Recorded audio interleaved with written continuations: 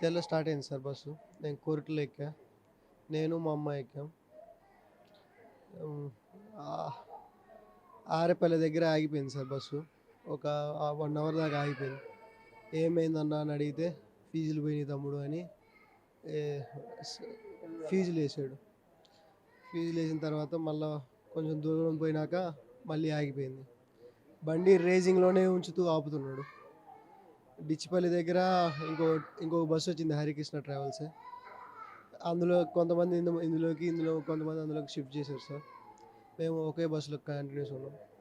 అది బస్సు కూడా ముందు పక్క హరికృష్ణ అని ఉంది, సైడ్లో ఏమో చందన ట్రావెల్స్ అని ఉంది సార్. మరి ఏ ట్రావెల్సో ఏమో తెలియదు.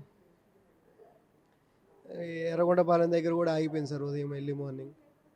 మా అమ్మ పోయి ఏమైంది కనుక్కోపోనానా అంటే ఏం కాదులేమ్మా వాళ్ళు చూసుకుంటారులే అని పడుకున్నా. ఇక్కడ మార్కాపురం దాటినాక సౌండ్ వచ్చింది సార్, దామ్మని.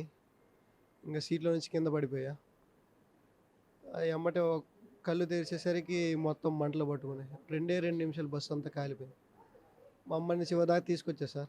నన్ను తోసేసి మా అమ్మ ఇంక లోపల వెళ్ళిపోయింది. అమ్మ నువ్వు ఇద్దరు ఒకే షిప్లో ఉన్నారు కదా, ఆ ప్రమాద సమయంలో అసలు ఏం జరిగింది, ఎట్లా జరిగింది? అమ్మ ఒళ్ళో పడుకొని నిద్రపోతున్నా సార్. సౌండ్ వచ్చింది, కింద పడిపోయాను సీట్లో నుంచి. ఆ అమ్మకి ఇంకా షాక్లో ఉంది. చేతులతో పట్టుకొని తీసుకొచ్చా ఎగ్జిట్ దాకా. ఇంకా అమ్మ నన్ను తోసేసింది. ఆమె రాలేకపోయింది. ఎవరు వెనక్కి నెట్టేశారు అమ్మని. వాళ్ళు దూకి వెళ్ళిపోయారు. దూకి కింద పడి కాపాడండి కాపాడన్నా కానీ అందరూ వీడియోలు తీసుకుంటున్నారు కానీ ఒక్కరు కూడా పట్టుకొని పక్కకు తీసుకురారు. అంబులెన్స్లో కూడా ఎక్కిలేదు.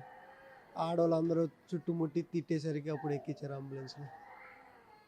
మార్కాపురం నుంచి ఇక్కడ దాకా వచ్చాక సార్ ఒక ఆయింట్మెంట్ కానీ ఒక టీటీ ఇండిషన్ కానీ ఏమీ లేదు అంబులెన్స్లో. బస్సు